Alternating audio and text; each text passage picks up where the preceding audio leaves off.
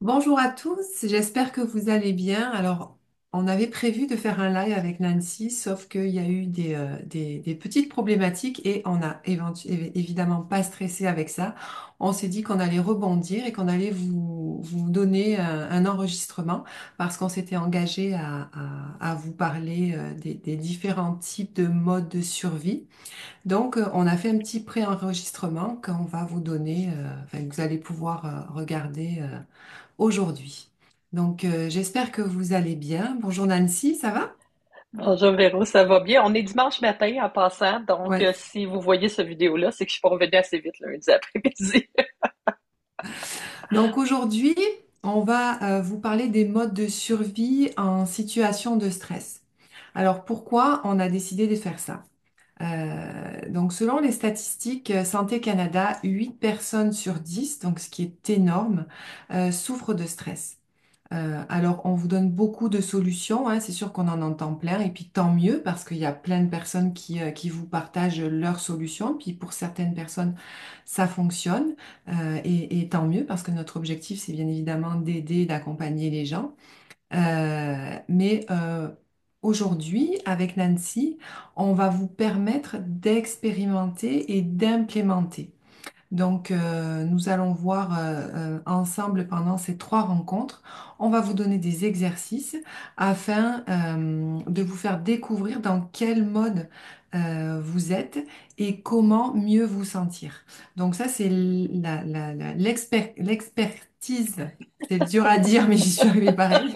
Bravo! C'est l'expertise de Nancy.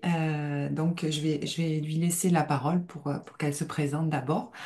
Et au passage, donc moi, je suis coach dans la gestion du stress. Et donc, j'accompagne mes clients à arriver à être beaucoup plus calme et beaucoup plus serein, justement, avec les outils de la PNL. Donc, vas-y, à toi, Nancy. Ben, génial, merci Véro. Beau préambule. Donc, effectivement, aujourd'hui, on va parler des modes de survie en situation de stress. L'idée de la première rencontre aujourd'hui, ça va être vraiment de comprendre notre propre fonctionnement à nous.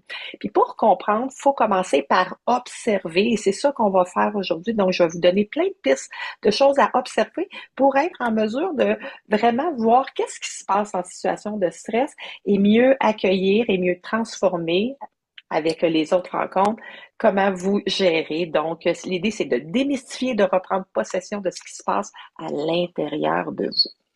Donc, voilà. Donc, j'avais une question. Ah, t'as vu, hein, que Oui, ça j'ai vu. sortait, ça allait sortir, hein? Donc, pourquoi on parle de mode de survie plutôt que gestion du stress, selon toi? C'est vraiment une super bonne question, Véro, parce que, en fait, ce qu'il faut comprendre, c'est que en situation de stress, c'est pas nous qui décidons.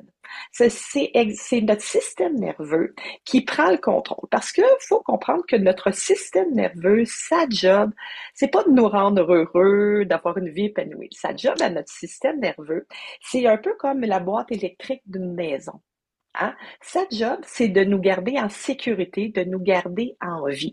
C'est pour ça qu'on va parler de mode de survie et non de gestion, parce que la boîte électrique, par exemple, de notre maison, quand il y a une surcharge, elle fait quoi? Ben, elle va faire sauter les disjoncteurs. Pourquoi? Pour éviter que la maison prenne en feu. Ben, notre système nerveux a exactement le même fonctionnement. Sa job, son travail à lui, c'est de nous préserver, de nous garder le plus possible en sécurité. Mais sa notion de sécurité et de bonheur, ça, c'est deux affaires vraiment différentes. Mhm. Donc, ce qu'il faut comprendre, c'est que ce n'est pas un choix. C'est une réaction. C'est comme un réflexe. C'est comme on est déclenché. Et là, en une fraction de seconde, on est en mode survie. Donc, on parle pas de gestion. On parle de réaction. Donc, qu'est-ce qui fait qu'il y en ait qui aient des bonnes ou des moins bonnes réactions alors par rapport au stress? Qu'est-ce qui fait que quand on est confronté à un stress, peu importe le type de stress, on va avoir des réactions qui vont être différentes? OK. Ben, il y a deux éléments dans la question que tu me poses. En fait, c'est vraiment le défi, c'est de Je, comprendre je que sais que je sais que tu es généreuse, c'est pour ça que je me permets. deux dans un. Mais le premier élément, c'est que, en fait, comme je disais, c'est une réaction qu'on a. Donc, quand c'est une réaction qu'on a, je suis pas en mode choix. Donc, par exemple, si, Véro, je te lançais une balle, OK? C'est une belle balle en mousse, par exemple, que je te lance. Ben, tu peux avoir plusieurs réactions. Mm. Donc, la première réaction pourrait être de l'attraper. La deuxième réaction pourrait être soit de vraiment faire un mouvement rapide pour laisser passer la balle. Et tu pourrais aussi rester comme un peu figé puis recevoir la balle. Mm. Bon, si c'est une petite balle en mousse, il n'y a aucune des situations qui est vraiment problématique. Par contre, si je te lance quelque chose, une pierre, un petit bout en roche, rester sur place n'est peut-être pas nécessairement la meilleure idée. D'un autre côté, si, par exemple, je te lance un mouchoir ou quelque chose de vraiment pas dangereux et que toi, tu te lances par terre, on C'est qu'il y s'entend a que un petit problème. ben, tu risques plus de te blesser que la situation. Ouais. Donc, il n'y a pas de bonne ou de mauvaise réaction. C'est ça qu'il faut comprendre. Il y a une réaction qui est appropriée à la situation et il y en a une qui l'est moins appropriée. Le défi qu'on a, ta question, c'était en deuxième part, pourquoi il y en a qui réagissent bien ou moins bien? En fait, le défi qu'on a, c'est que souvent, notre système nerveux, parce que ça se décide en une fraction de seconde, il est comme encodé. Encodé qu'il y a des meilleures réactions. Donc, souvent, on va être porté à toujours utiliser le même mode de survie. Donc, il y a des gens que systématiquement vont se tasser quand il arrive une problématique, que je leur lance un mouchoir, une roche ou un boulet de canon. Ouais.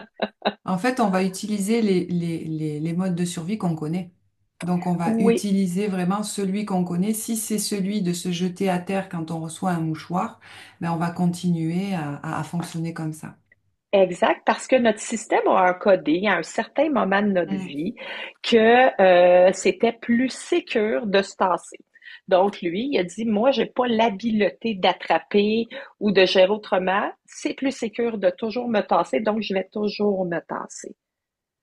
Il y en a un autre qui va avoir un réflexe d'attraper, ou il y en a un autre qui va avoir, peut-être par des encodages, tu sais, qu'on a quand on était petit, où on a dit reste tranquille, dérange Ouais. pas, ou agis, fais quelque chose. Donc, notre système a encodé qu'il y avait une réaction meilleure que les autres.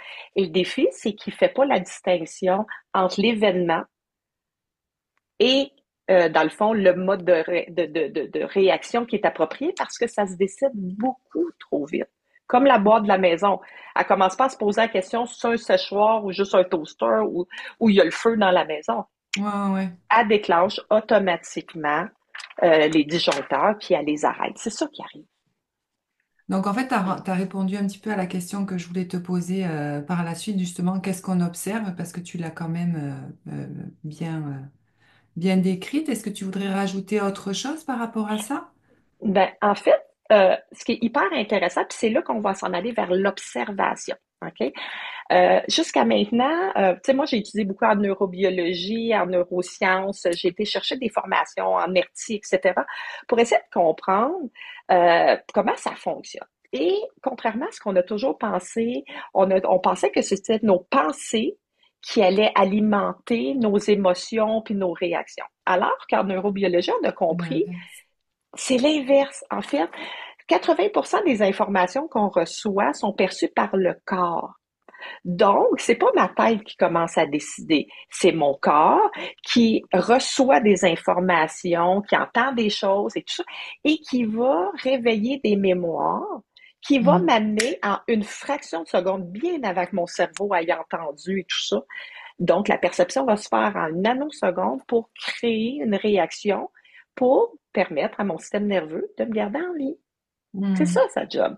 Donc, à partir de là, mon système nerveux, dès qu'il y a cette réaction, cet encodage-là qui se déclenche, il va sécréter, bon, tu sais, on n'ira pas dans le détail, là, mais il va Ouais. sécréter du cortisol, il va sécréter de l'adrénaline pour m'amener à agir ou ne pas agir pour Oui, c'est me ça. garder en vie. Ouais, ouais. Oui, C'est parce sûr que qu'après ça, oui, excuse-moi, vas-y. Oui, c'est parce que lui, en fait, il est là pour, quand tu dis, il va sécréter le cortisol. Le cortisol, c'est ce qui va faire en sorte que ça va te donner, te pousser à l'action, justement, pour envoyer du sucre aussi dans nos cellules, pour que les muscles se mettent en route. Et c'est pour ça que, on réagit et on est capable de partir d'un coup en courant si jamais on a peur de quelque chose, parce que justement, notre corps va sécréter tout ça. Exactement. Donc, notre système est hyper bien fait.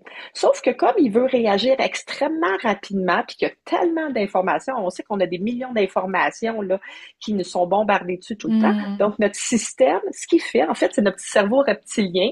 Cerveau reptilien, on parle de cerveau qui est très primitif. Lui, de l'information, il la reçoit. Notre corps reçoit de l'information, puis il va transférer au cerveau reptilien. Puis lui, il fait danger, pas danger, pas danger, pas danger, pas danger, il laisse aller.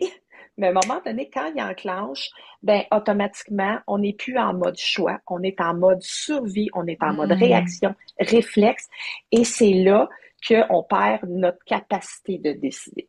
Donc, qu'est-ce qu'on fait avec ça? C'est ça la question, parce qu'on veut prendre pouvoir. Donc, tu disais que par rapport à tous ces modes, en fait, il y a un moyen de savoir dans quel mode on est. Oui, et cette façon-là, c'est dans un premier temps parce que je veux pas qu'on juge les modes. Tous les modes sont bons. La question, Mhm. c'est est-ce qu'ils sont appropriés à la situation? Donc, moi, ce que je vais vous proposer dans un premier temps, puis qu'on va regarder ensemble mercredi par la suite, c'est d'observer vraiment comment vous réagissez sans jugement. Juste observer comment on réagit lorsqu'il arrive une situation de stress. Donc, j'entends quelqu'un faire quelque chose, j'entends un bruit, je vois passer ou je vois passer quelque chose devant moi. Comment je vais réagir? Être un Oui. fin observateur, observatrice de nos réactions pour voir comment mon système à moi est encodé. Puis quand je comprends ça, ben je vais être capable tantôt de vraiment maîtriser davantage, prendre comme une distance en fait par rapport aux réactions, Hmm. me donner comme cet espace-là qui va me donner du choix. Et pour ça, on va voir qu'on va travailler beaucoup sur la sécurité. Je peux pas enlever le stress, mais je peux augmenter ma capacité, ma sécurité, Par rapport à parce la que quand, sécurité. ben oui, parce que quand mon Hmm. stress est toujours ici, j'ai pas beaucoup de place. Dès que ça monte, je suis en mode survie. Donc, on va travailler beaucoup sur la sécurité, mais on pourra voir ça plus tard. Ouais. L'idée, c'est, de comprendre où est-ce que je suis actuellement pour déjà être capable de démystifier, comprendre mon système, l'accueillir et par la suite le transformer. Donc, il y a plein de choses à observer. Donc, on va vous mettre en commentaire justement Oui, les questions à vous poser hein, par rapport au mode, à savoir dans quel mode vous allez vous trouver. Et comme exact. vous a dit Nancy, il n'y a pas de bon ou de mauvais mode. C'est un mode, c'est très bien. Et justement, c'est encore mieux parce que le fait de le savoir, ça nous permet de vous faire travailler justement en fonction du mode dans lequel vous êtes. Oui. Donc, ce qu'on va Je peux, faire, je c'est peux que, peut-être en donner, oui, Véro, des exemples, mais je vais vous les redonner après. Ça te va-tu? C'est bon oui. pour toi? Puis peut-être déjà, toi, tu vas commencer aussi à regarder. Observez que quand il arrive quelque chose, qu'il y a un petit stress là, qui monte, une petite surprise, par exemple, comment réagit votre corps? Est-ce que votre corps est propulsé vers l'avant? Puis je dis bien votre corps, c'est pas vous qui décidez, mais est-ce qu'il y a une tendance à aller vers l'avant? Est-ce qu'il y a une tendance à aller vers l'arrière ou vous allez plutôt rester comme dans une surprise, un certain figement? Observez ça. Observez aussi les mots qui vont monter par la suite à l'intérieur de vous. Observez où vous allez ressentir le stress dans votre corps. Est-ce que c'est dans le haut du corps? Est-ce que c'est dans le bas du corps? Est-ce que c'est comme une chaleur ou un serrement à l'intérieur de votre corps au complet? Observez physiquement où est-ce que va s'en aller l'adrénaline et la cortisone dans votre corps. Vous allez le sentir. Observez aussi si vous avez l'impression que votre niveau de réaction il est proportionnel au danger qui est là. T'sais, donc, par exemple, je sais pas, moi, une plume qui descend quelque part, qui se dépose Une à côté porte de qui vous, claque, admettons, une une porte porte qui qui claque. claque. Oui, est-ce que je fais un grand saut ou je fais juste, bon, oh, il y a quelque chose. Observez tous ces éléments-là. Observez aussi la durée dans lequel ça va, votre niveau de stress va rester. On va Est-ce rester. que je reste sur cette adrénaline-là pendant longtemps ou rapidement ça se dissout? Observez si, quand on vous propose un challenge, est-ce que ça devient agréable ou rapidement désagréable? Est-ce que ça crée de l'activité mentale? Donc, ce sont un paquet d'éléments que vous pouvez observer Et on va vous en donner toute une liste. Est-ce qu'on vous considère comme quelqu'un d'impulsif ou quelqu'un de réfléchi? Est-ce que vous avez l'impression que vous allez vous trouver facilement des excuses quand ça marche ou quand ça marche pas, ou vous allez être tout de suite en mode solution? Hmm, Donc, je vais vous donner toute une liste que vous pouvez observer, puis vous allez observer aussi chez vos enfants, tout ça. Peut-être que ça va être différent quand vous êtes dans un travail manuel que quand vous êtes dans une relation avec quelqu'un. Ça se peut que ça soit un peu différent, mais souvent, il y a quand même une tendance qui se dessine. Donc, voilà le plan pour vous préparer pour la prochaine rencontre, pour oui, être en observation sans jugement, Véro. Tu te oui, souviens, c'est... vraiment. Donc, on se retrouve donc mercredi 22 janvier à midi, cette Oui, fois-ci en live. Donc là, on va respecter nos engagements, bien qu'on les respecte quand même, puisqu'on vous donne une vidéo. Où là, Nancy, tu vas nous parler donc à partir de nos observations, les observations que les personnes auront faites, identifier les types et les éclairer. C'est bien ça? exactement.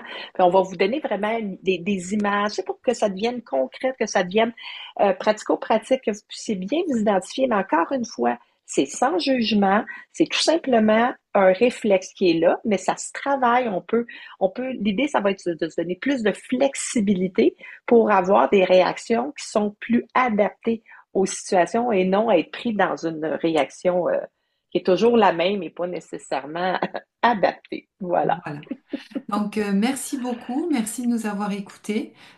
Si vous voulez nous suivre, vous pouvez continuer à nous suivre sur nos réseaux sociaux. Donc, que ce soit Oui. la page Facebook ou donc n'hésitez pas à partager aussi parce que Poser même des si questions, hein, Véro?